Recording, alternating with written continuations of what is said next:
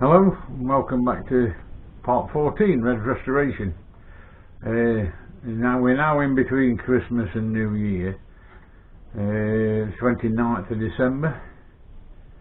It's been quiet Christmas. I've not been in the garage much. The week up to Christmas I had to decorate the kitchen. It was needed, so.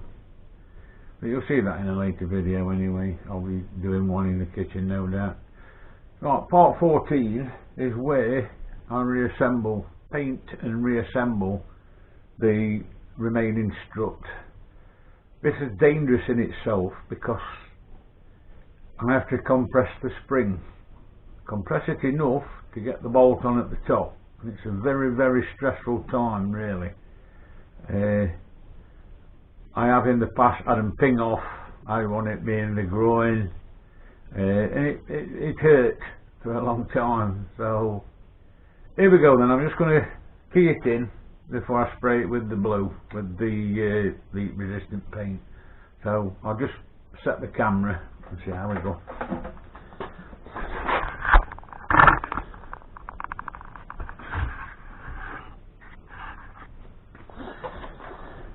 Here we go, look. I've got a very fine grit paper which I'm keying in with, because use anything else and it will show up in the finish. Deep gorges, you see. This just scratches the surface, if you get what I mean. So here we go then. Let's make sure we got everything. As you can see, I've masked it off. Don't want any on stub axle. Not too much bothered about in there, but I'm not worried about the places where I can't get with my fingers, if you know what I mean. That's not a worry. Pretty good paint. Sticks to almost everything. This is Amorite. What I've got here. And remember in one of the episodes where everybody says you can't paint over Amorite, it won't deck it. Well, it does, and it's still going strong. So now we've got a coat of Amorite on, which resists rust, and we're going to put a blue top coat on, which is heat paint. So the heat from the brakes won't make this flake, in theory. But we'll see. Very tricky to get round, as you can see. It's very awkward. But we'll see how we go. I'll be back in a minute when I've painted it. I've sprayed. Here we have the leg. It has been painted. I'm waiting for that to dry now, and we'll go back here and I'll introduce you to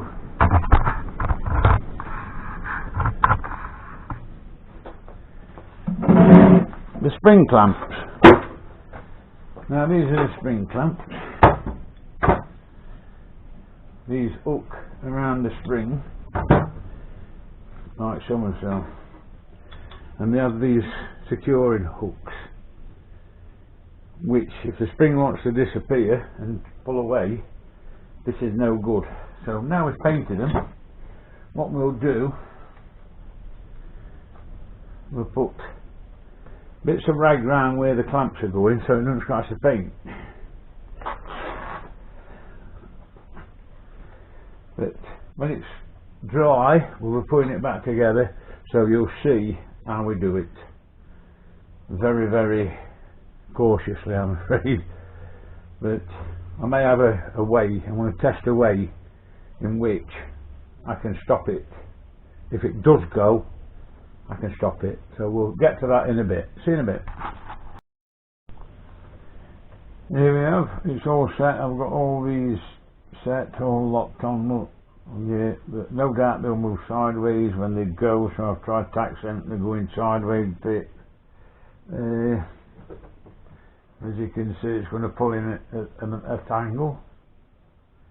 But yeah, there's the anti-knock tubings on the end of the spring. Then we're just waiting now for the paint to dry. We've got the cap that goes on there like that. There's a groove cut out in the leg so that goes onto there. You can hold that while you lock the nut. This goes on top of the spring. It goes on top of that actually. That goes on there. That goes on there with the nut. And that's it. And basically that ties to the leg, and the leg spins like that in that bush. Very hard bushes they are. But before I put it together, I'll put some grease on that, and that will it'll sort of make it not a dry, if you know what I mean. So that when you turn it, you don't get a like that. So, yeah, we're back in a minute when this is dry, when the leg's dry, so we can complete it. Here we are, all set up, ready to put on. As you can see, I've put that cap on there, and if it does come out of the clamps, it's not going to fly everywhere and smash them, and including me, because that's what they tend to do. So now we're going to oil these.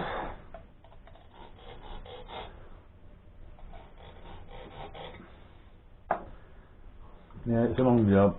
So we'll go 1, 2, 3.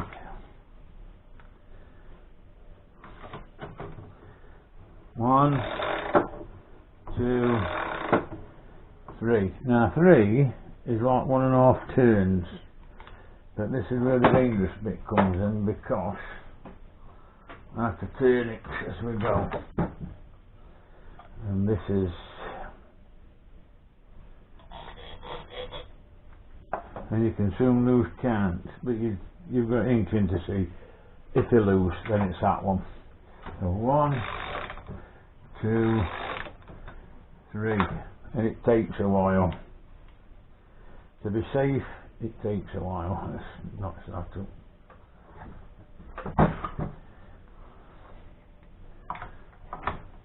1, 2, 3. I think we can go 3 on that again. 1, 2, 3.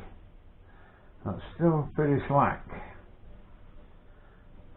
So we'll better look at that. 1, 2, 3. Going a bit tight there. Tighten that down.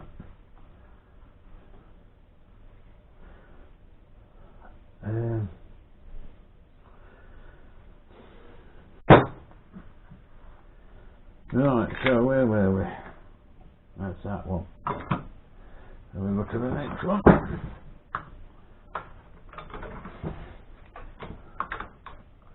Not doing it with this gets like this. 1, 2,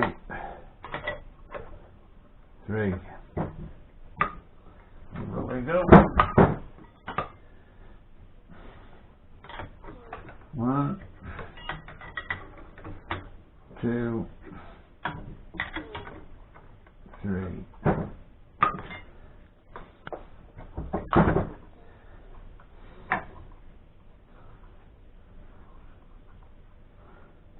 I'll leave that on until we get where we want to go. 1, 2, 3.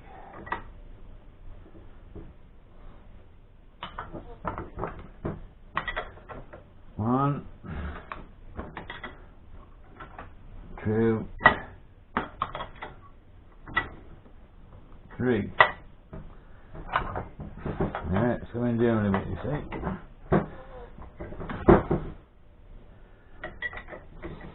1, 2,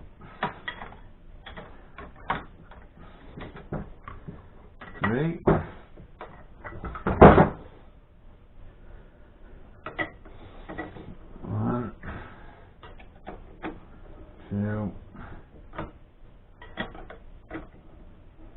3.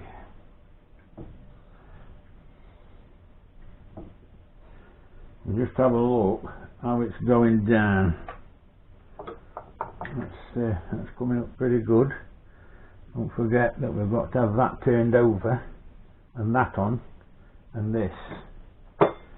So it's a long slog. I think that could do a couple more. I've got to watch it goes down evenly.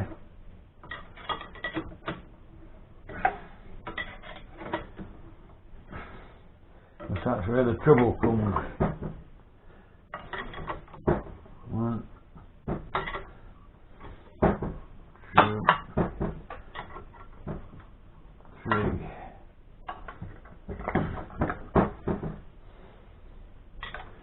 Right. 1, 2, 3.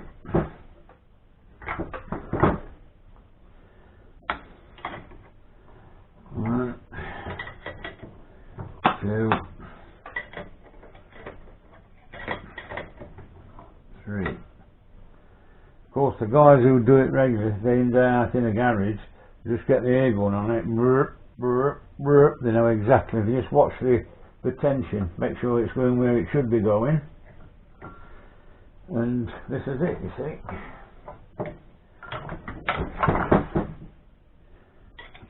I don't do it week in, week out. I know how to do it, but when you don't do it for week in, week out, months in fact.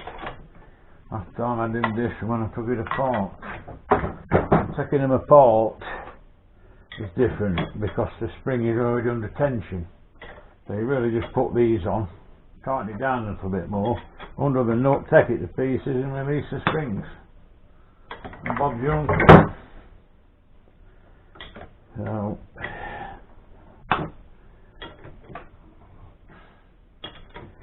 three.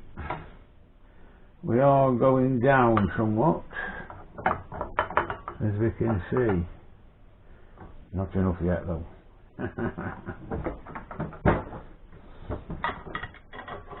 That might 1, 2,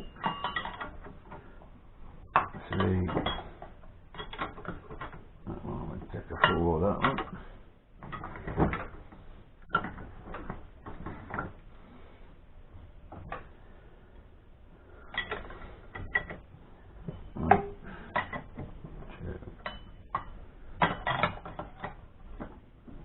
Three.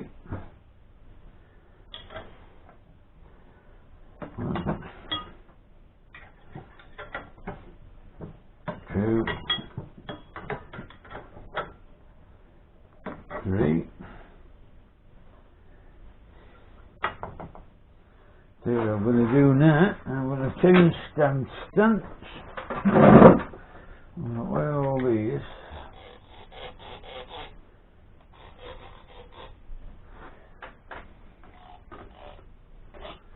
That's it.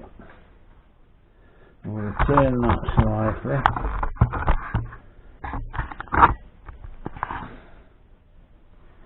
I'm going to stand this on my knee and my chair.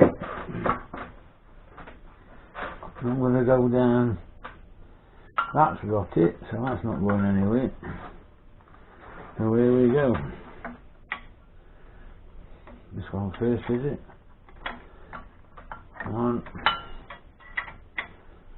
2, 3.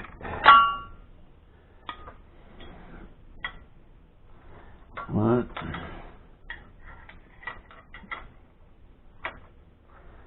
2,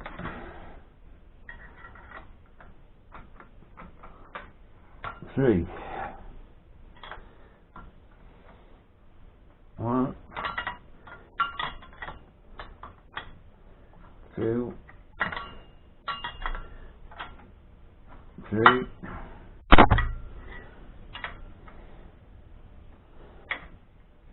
1, 2, 3. 1, 2, 3. 1, 2, 3. I can count, you know. It's not just up to 3. I can't tell you. In case anybody's wondering. 2, 3.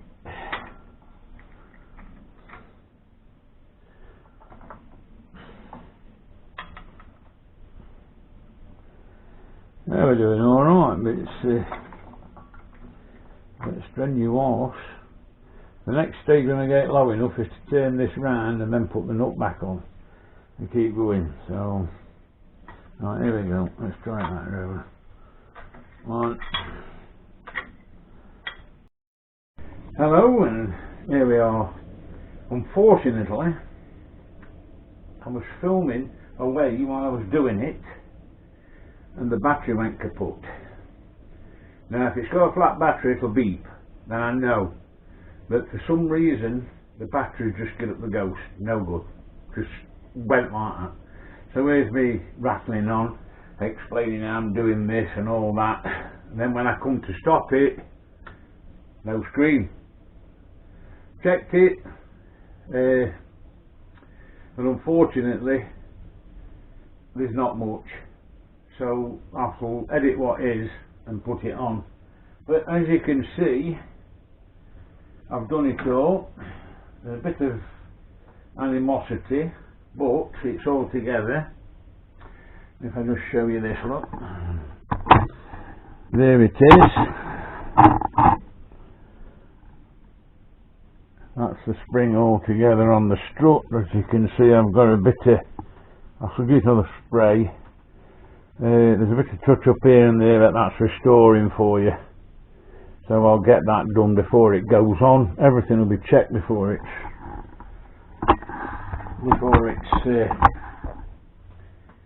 put back on the car. So just to recap, these aren't things to be messed about with. When you've got that spring under tension, I did say what I was going to do is I was going to try something to stop it from just flaking all over. Now I've known these springs throw these clamps 20 foot. So what I did, I turned this cap here inside out and put the nut on while I compressed the spring. And that held it, it stopped the spring from doing that. It takes a while to do it, to get up there, but these things want compressing nearly to close for you to get this on. But that's it. So that is episode 14, the other strut reassembly. I hope you've learnt something from it. Feel free to comment below. If you've not subscribed, please subscribe. Hit the bell. That'll, when I put a video on, it'll alert you to the fact. Hopefully we're going to get into some more fabricating stuff now. Now I've got to move to the engine bay. That's got to be sanded and prepped for spraying. I've got to cut out all the rusty bits, plate them in. So we'll be doing some of that. So we'll be seeing how to make plates. Well, I make plates. Everybody's individual, but it's all roughly on the same thing. So there we go. We'll see you later in episode 15.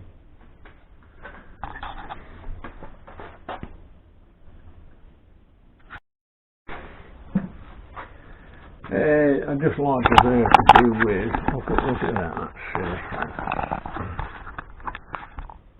A few words. Now, the cap, nice in it. Peaky Blinders, big fan. I'm going to have the haircut, so you'll see that on here. The shirts. This is the shirt. You can see it. Basically, I can do them for $7.99 posted. That's within the UK. yeah, the £7.99 I think is brilliant. When you see others charging you £15 just for a mug, that thing. Now I can put your name on. It's up to you. You can send me a shirt and I'll do it for you. That's up to you. Or you can just get a shirt and write on what you want on it. But it will have this logo on. Not necessarily the trucks. It's probably a retired truckers youtube.com. I'm not owning a classic. It's basically what you want. I mean, this is an Asda shirt, 2 for a £5. They're usually good shirts. I've got loads of them. They're good to print on, as you can see. But there you go. I'll leave my contact details below in case you want. It's all private. Just message me what you want and I can get them out then. But please allow 21 days so I can go out and buy them, print them, and of course postage, which it ain't no good nowadays, is it? They're always blaming COVID. But I have some things that come next day, other things that take 2 weeks. I don't know. It's an odd thing to believe. Yeah. But anyway, that's it, folks. See you later.